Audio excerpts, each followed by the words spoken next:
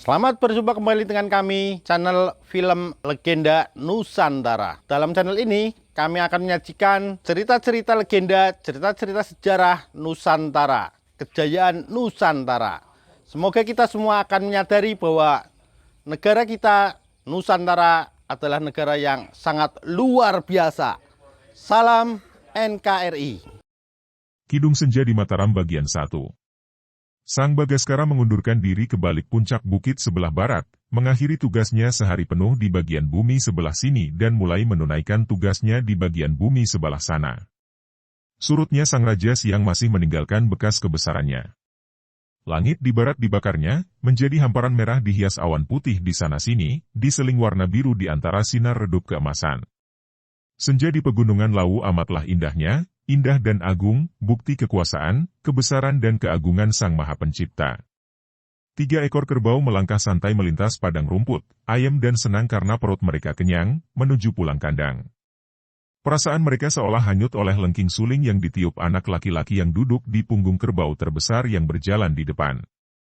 Lengking yang lembut dengan lagu dan danggula yang sederhana, namun suara itu menjadi suci karena menyatu dengan keadaan, seolah menjadi bagian tak terpisahkan dari alam di senja itu.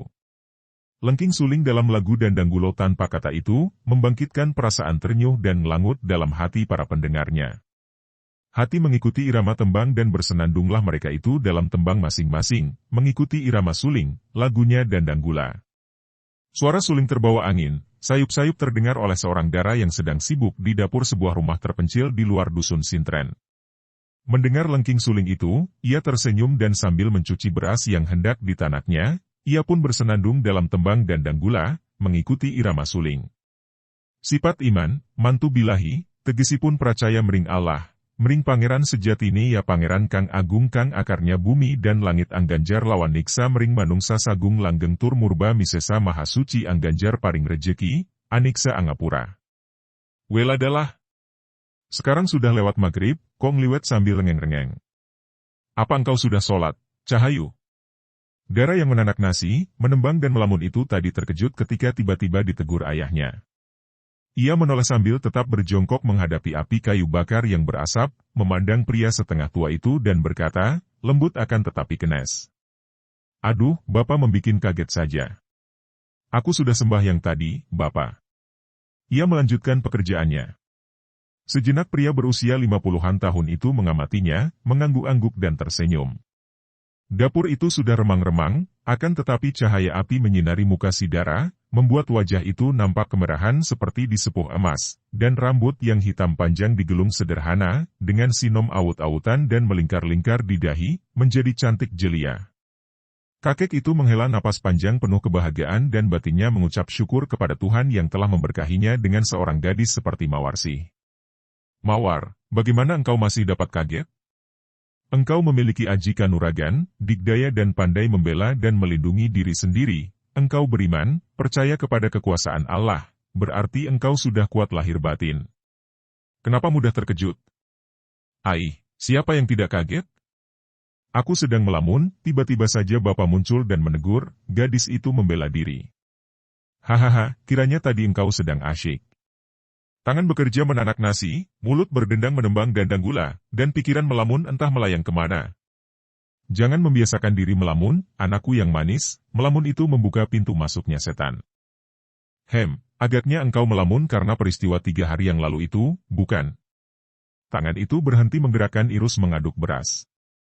Setelah menutupi kuali tempat menanak nasi, gadis itu menghadapi ayahnya yang sudah duduk di atas bangku bambu. Ia sendiri masih duduk berjongkok di atas dingklik, bangku pendek. Sepasang alis yang panjang hitam dan kecil melengkung itu berkerut. Mawarsi mengenang kembali peristiwa 3 hari yang lalu. Ketika itu, datang 2 orang tamu yang sudah amat dikenalnya, karena mereka adalah paman gurunya, yang tinggal di kaki Gunung Lawu sebelah timur.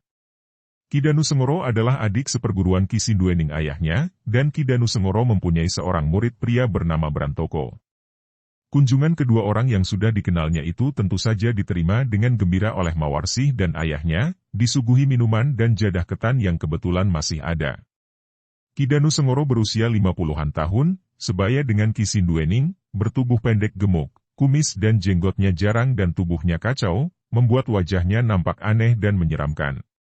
Muridnya, Brantoko adalah seorang pemuda berusia 20 tahun yang berwajah tampan, bertubuh tinggi besar dan dia telah mewarisi ilmu-ilmu yang tangguh dari gurunya sehingga di daerah Lau dia terkenal sebagai pemuda yang dikdaya.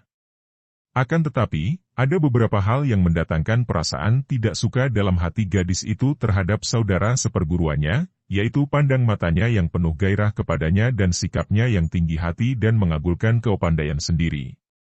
Namun, perasaan ini dipendamnya dalam hati saja, dan ia memperlihatkan sikap gembira dan ramah ketika menyambut Ki Danusengoro dan Brantoko. Akan tetapi setelah dua orang tamu itu makan dan minum sekedarnya dan saling tegur sapa menanyakan keselamatan masing-masing, Ki Danusengoro memberitahukan maksud kunjungannya yang amat mengejutkan hati Mawarsi, yaitu mereka datang untuk melamar. Ki Danusengoro meminang Mawarsi untuk dijodohkan dengan Brantoko. Ki Sinduening menyambut pinangan itu dengan sikap tenang, kemudian menjawab bahwa dia dan putrinya telah mengambil keputusan dan kesepakatan bahwa Mawarsi hanya mau diperistri seorang perjaka dengan persyaratan bahwa perjaka itu mampu mengalahkannya, dan ayah atau walinya dapat mengalahkan Ki Sinduening. Jawaban ini membuat Ki Danusengoro menjadi marah. "Kakang Sinduening," kata Ki Danusengoro dengan kumis bergetar, "Kakang anggap siapakah kami ini, maka Kakang mengajukan syarat seperti itu? Aku adalah saudaramu tunggal guru, dan engkau sudah mengenal benar siapa aku. Brantoko ini adalah muridku yang telah mewarisi semua ilmu kepandaianku. Pinanganku bermaksud mengumpulkan balung pisah, agar ikatan persaudaraan antara kita semakin kuat. Kenapa Kakang mengajukan syarat seperti itu? Apakah Kakang Sinduening tidak percaya kepadaku? Demi Allah yang Maha Mengetahui, Adi Danusengoro, bukan aku tidak percaya kepadamu. Kami tidak memandang rendah kepadamu, dan kami berterima kasih atas kebaikan niatmu meminang Mawarsi. Akan tetapi, kami harus jujur terhadap keputusan kami sendiri. Siapapun dia yang datang meminang Mawarsi, harus memenuhi syarat itu. Kalau kami membebaskan Adi Danusengoro dari syarat itu, bukankah itu berarti kami tidak jujur dan tidak adil terhadap orang-orang lain yang mungkin mempunyai niat yang sama terhadap Mawarsi? Kakak Sinduening, kita sama-sama murid Bapak Guru Sunan Gunung Jati. Beliau adalah bekas panglima besar yang amat terkenal, bahkan menjadi adipati yang menguasai seluruh daerah barat dari Banten sampai Cirebon. Namun, dengan kedudukan yang demikian tingginya, beliau tidak pernah congkak dan selalu mengajarkan kepada kita untuk hidup sederhana dan tidak tinggi hati. Sebagai seorang bangsawan tinggi dan guru besar yang pandai, beliau hidup dan wafat dalam keadaan yang sederhana. Akan tetapi mengapa engkau sekarang bersikap tinggi hati, Kakang? Kebiasaan mengadakan sayembara pilih mantu adalah kebiasaan para putri raja. Engkau hanyalah seorang petani, sama dengan aku, kenapa mengadakan sayembara seperti ini? Begitu tinggi hati. Adi Danusengoro, tenanglah dan larutkan amarahmu ke dalam keheningan pikiran. Yang mendorong atau mendasari keputusan kami untuk mengadakan syarat bagi perjodohan Mawarsi, sama sekali bukan kecongkakan. Kami tidak tinggi hati.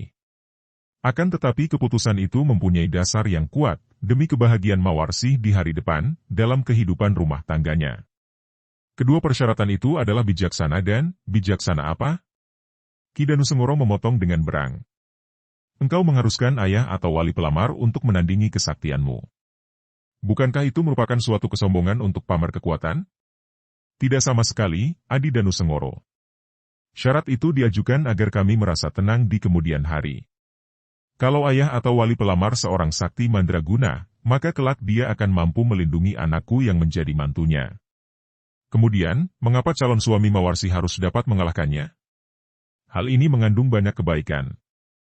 Pertama, calon suami itu seorang perjaka yang tangguh dan pantas disuitani dan dijadikan pelindung anakku. Kedua, memberi kesempatan kepada Mawarsi untuk melakukan pemilihan sendiri terhadap calon suaminya tanpa memaksanya. Kalau memang ia setuju menjadi istri seorang perjaka, maka dalam pertandingan itu tentu ia akan mengalah. Sebaliknya kalau ia tidak setuju, ia akan melawan mati-matian. Dan aku sendiri pun akan melawan mati-matian terhadap wali si pelamar kalau melihat anakku memperlihatkan ketidaksenangan hatinya terhadap